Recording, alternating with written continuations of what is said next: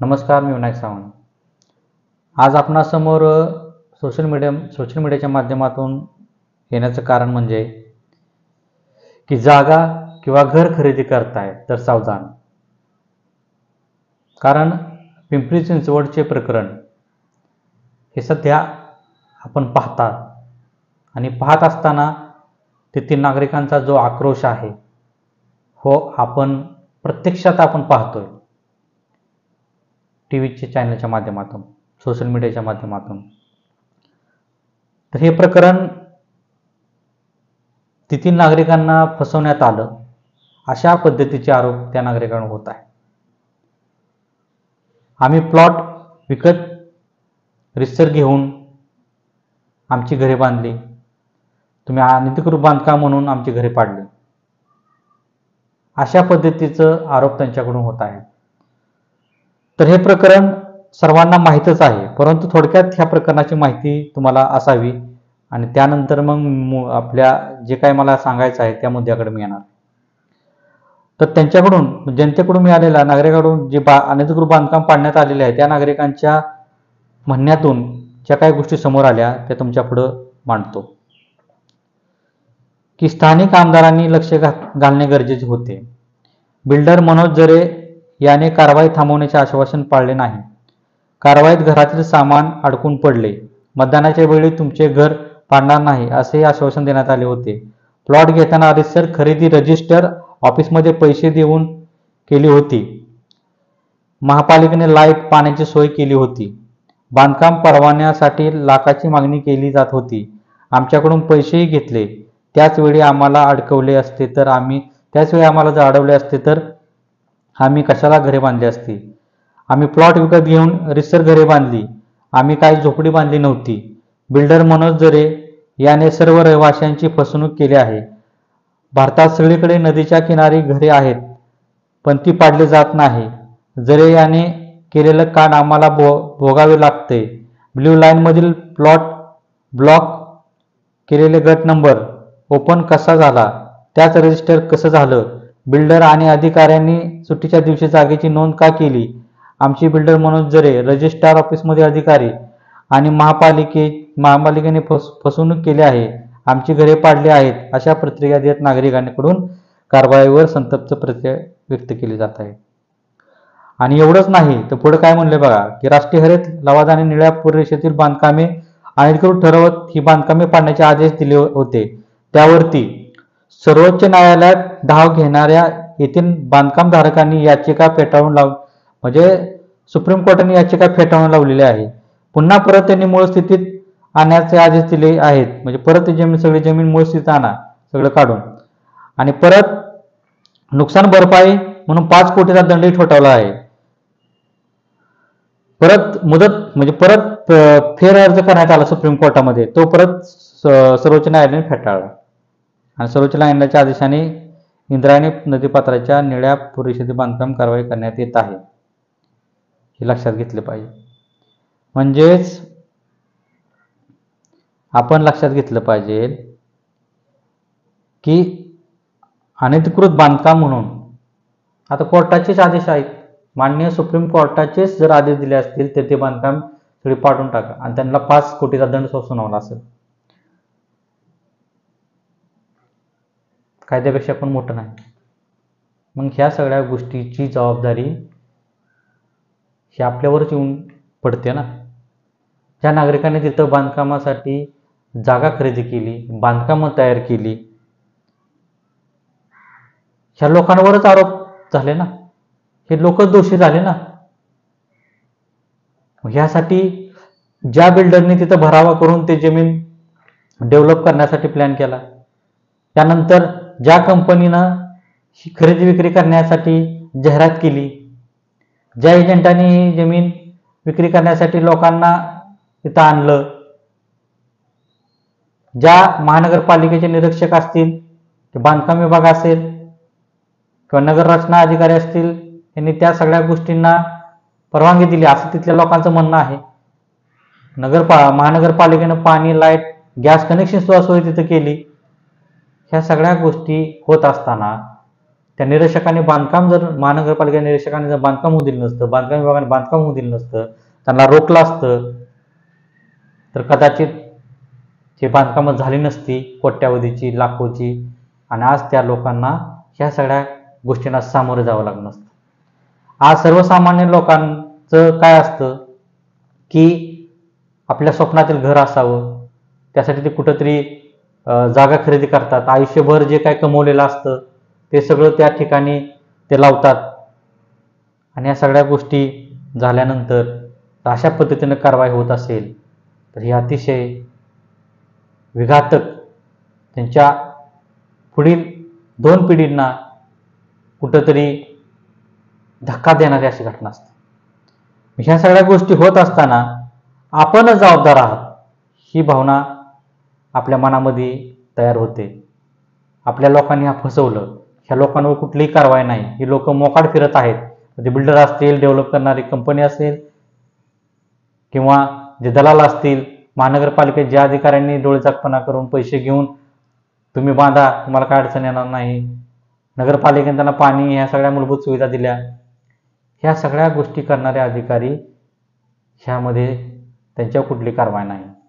परंतु ज्या लोकांनी बांधकामं केली, त्या लोकांनी रजिस्टरमध्ये जाऊन त्यांची खरेदी विक्री केली असं त्यांचं म्हणणं आहे, अशा लोकांवर कारवाई होते. ह्यातून अनेक प्रश्न तयार होतात आणि ह्या प्रश्नाचं उत्तर आपण शोधलं पाहिजे.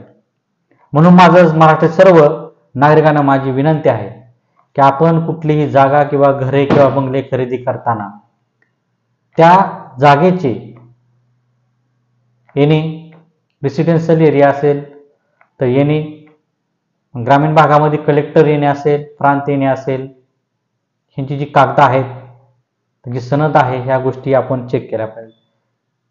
ह्या संदर्भात मी अनेक वेळा फेसबुक लाईव्हच्या माध्यमातून असेल, सोशल मीडियाच्या माध्यमातून असेल, ह्या संदर्भात आपल्याला जागरूक करत आहे. आणि ह्याचा परिणाम चांगला होत आहे. अनेक ठिकाणी खरेदी विक्री करताना लोक आता जागरूकपणे खरेदी करताना कागदपत्र पडताळणी करत आहेत. असे प्रकार माझ्यासमोर येत आहेत की लोक सांगत आहेत की बाबा सर, आपण सांगितल्यामुळं आम्ही खरेदी करताना कागदपत्र मागणी केल्यानंतर काही लोकांकडून कागदपत्र दिले जात नाही, आणि त्यावेळेस आमच्या लक्षात येतं की ही बेकायदेशीर काम आहे, जागा आहे.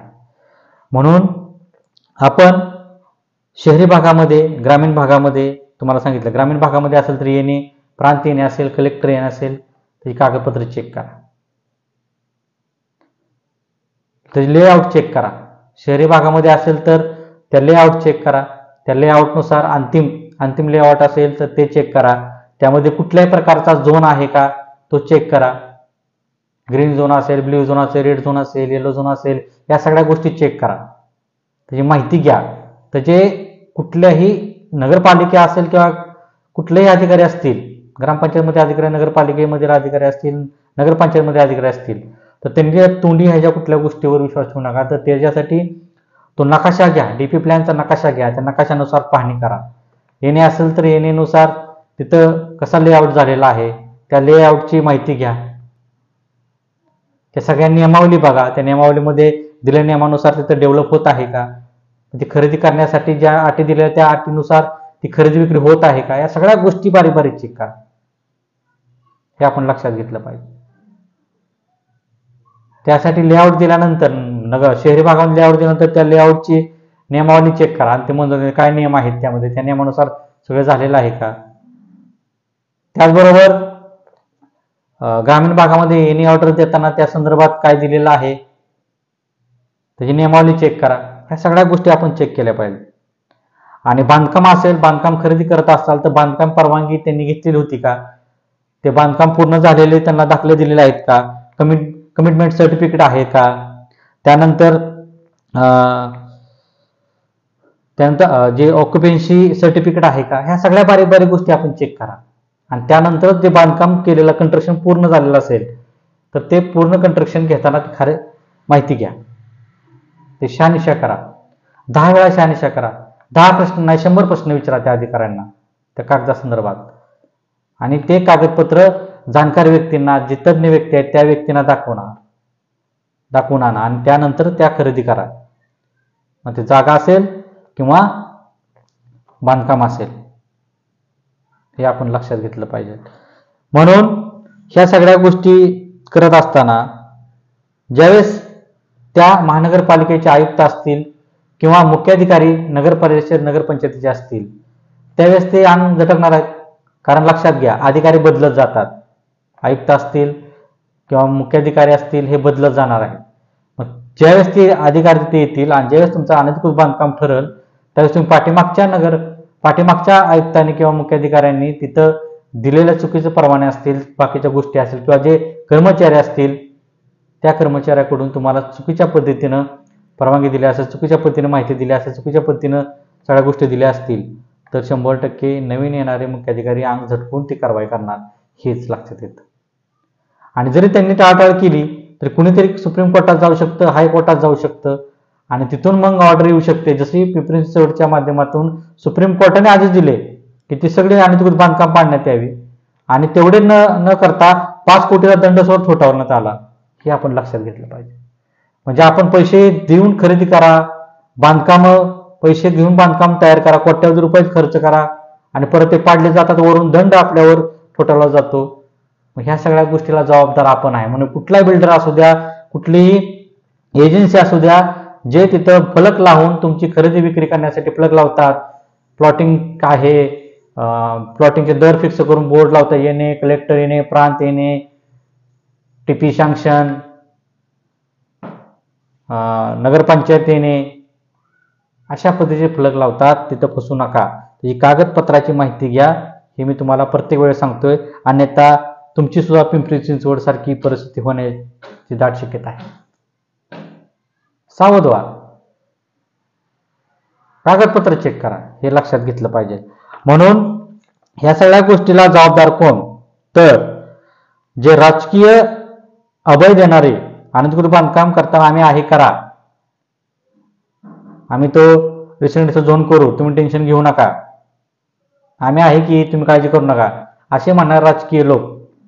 त्याचबरोबर अधिकारी, जे भ्रष्ट अधिकारी आहेत, ते तुमच्याकडे थोडेफार पैसे घेऊन तुम्हाला चुकीच्या पद्धतीनं तिथे बांधकाम करायला लावतात आणि तुम्ही स्वतः जे खरेदी करता, जे लोक बेफिकीरपणे खरेदी करतात, नंतर अशा कारवाईंना सामोरे जावं लागतं. त्यावेळेस कुठलाही आमदार, खासदार, राजकीय नेता, नगरसेवक, नगराध्यक्ष, कुणी महापौर, कुणीही तुमच्या बाजूनी येऊ शकत नाही. कारण मान्य सर्वोच्च न्यायालयाने जर आदेश दिले की ते अनधिकृत बांधकाम पाडा आणि वरून दंड जर सोटवला तर ह्याला कुणीही त्यावेळेस मध्यस्थी पडू शकत नाही, हे सर्वांना माहीत आहे. त्यामुळे आपली परिस्थिती अशी होऊ नये, ही जर आपल्याला वाटत असेल की आपली आपण जे साठवणूक केलेले पैसे आपल्या भविष्यातील घरासाठी, स्वप्नातील घरासाठी आपण पैसे एकत्र करतो आणि भविष्यात कुठंतरी ते अनधिकृत बांधकाम होतं आणि ते पाडलं जातं, त्यावेळेस काय अवस्था होते त्याचा अनुभव तुम्हाला घ्यायचा असेल तर पिंपरी चिंचवडमध्ये ज्या लोकांची घरं पडलेली आहेत त्या लोकांना भेटा, तुमच्या लक्षात येईल. परत तुम्ही त्या लोकांसारखे त्या बिल्डर्सला, त्या डेव्हलप करणाऱ्या कंपनीला, दलालांना नंतर कुठल्याही पद्धतीचं शिव्या गाळी देऊन उपयोग होत नाही. ही परिस्थिती आहे. तेथील गरीब लोकांनी आज तिथं घरं बांधली, त्या सर्व नागरिकांना आज ह्या यातना भोगाव्या लागत आहेत. ही वेळ आपल्यावर सुद्धा येऊ शकते.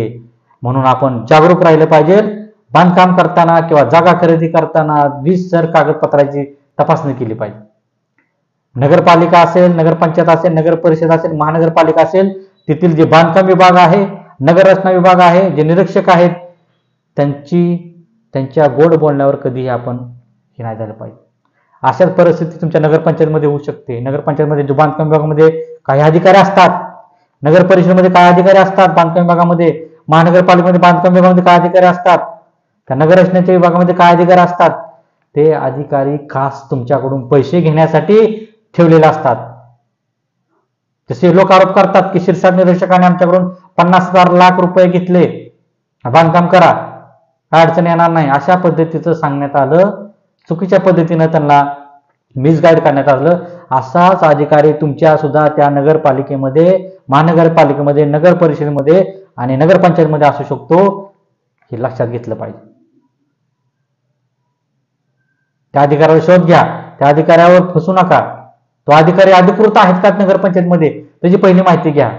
तो बांधकाम विभागाचा कोण प्रमुख आहे, नगरपंचायतने कोण प्रमुख आहे, त्याशी संपर्क साधा आणि कुठल्याही त्याच्या एजंटला बळी पडू नका, अन्यथा तुमचं सुद्धा पिंपरीतून तोड होऊ शकतं. हे लक्षात घेतलं पाहिजे.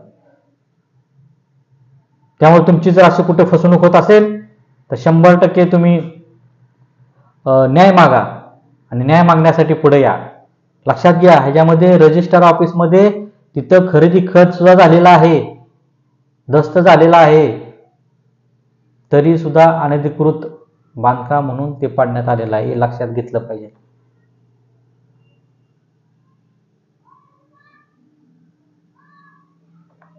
विचार करा आज काय परिस्थिती आहे.